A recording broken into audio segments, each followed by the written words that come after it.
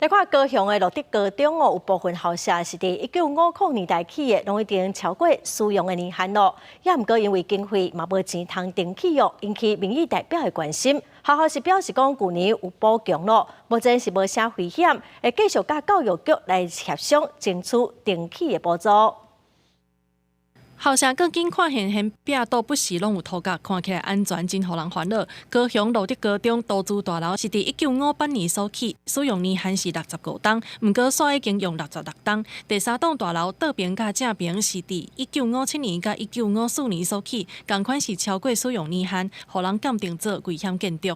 迄厝顶即摆囡仔要读册，爱戴安全帽呢，随时拢会落庄啊，跌落来呢，哦。迄拢我路德附近的学子咧上课的所在呢。民代这期市政府最近有陆续针对各校旧校舍拆掉登记，也毋过乐德高中煞以 BOT 的方式，互工程拖到今。